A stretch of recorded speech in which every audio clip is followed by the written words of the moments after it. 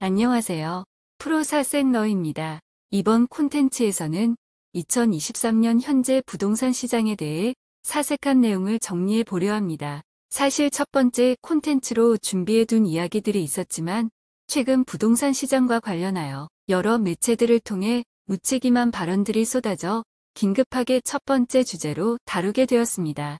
2023년 대한민국 경제 이슈 중 하나는 단연 부동산 시장일 것입니다. 2021년까지 치솟던 부동산 시장은 2022년부터 하락세로 돌아선 뒤 그 추세를 키워가고 있습니다. 2021년까지 대한민국은 전세라는 4금융 레버리지까지 더해져 그 급등세가 글로벌 상위권에 랭크되었습니다. 당시 글로벌 시장의 급등 추세에도 불구하고 마치 국내만의 문제인 양문재인 정부 정책을 탓하며 우물 안개구리처럼 경제 이슈를 정치적 원인으로 돌리려는 사람들도 많은데요. 그런 방식의 접근으로는 문제의 본질 그리고 시장 경제와 결코 가까워질 수 없습니다. 물론 당시 정부 정책 가운데 아쉬운 부분도 있지만 그 내용은 추후 별도로 다루도록 하겠습니다. 사실 현재 가장 궁금한 것은 언제 부동산이 다시 오를지 그리고 언제 부동산을 사야 할지가 아닐까 생각되는데요. 이러한 상황의 소위 전문가라며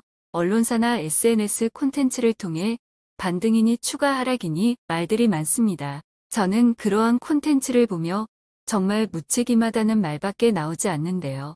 이런 혼란스러운 상황에서 중요한 건 자신의 기준을 갖는 것일 겁니다. 간단히 부동산 시장이 대세 상승을 위해 필요한 조건들을 사색해 다음과 같이 정리하였습니다. 첫 번째, 큰 손들의 매집이 필요합니다. 어떠한 시장이든 큰 손들의 매집을 통해 가격의 지지 즉 바닥이 형성됩니다. 매집 상황의 특징은 가격의 하락세가 멈추고 평평한 가격 구간이 만들어지면서 거래량이 늘어나게 됩니다. 최근 30년간의 사례를 보면 부동산 시장의 경우 이러한 바닥을 다지는 기간이 3년 이상은 지속되어야 비로소 바닥이 만들어졌다고 볼 수 있겠습니다.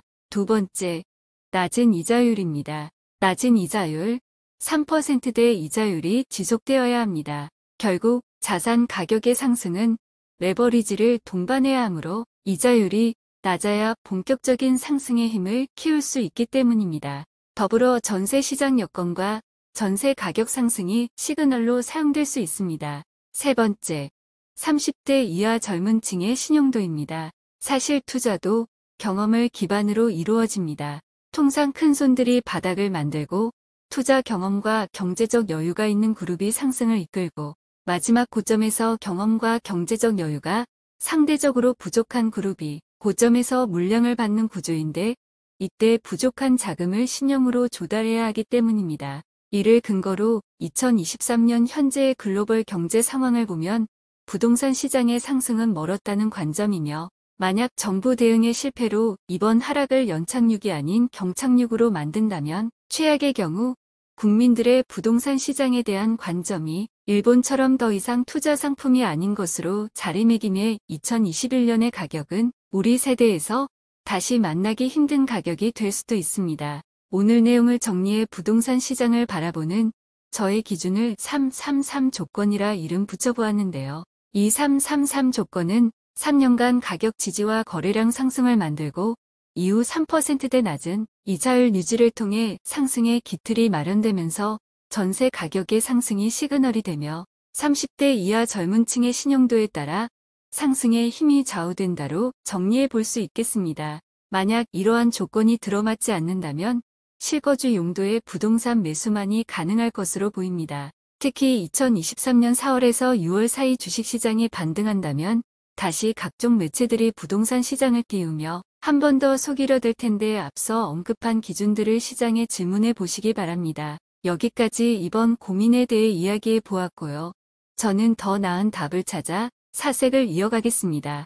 지금까지 프로사생러였습니다. 감사합니다.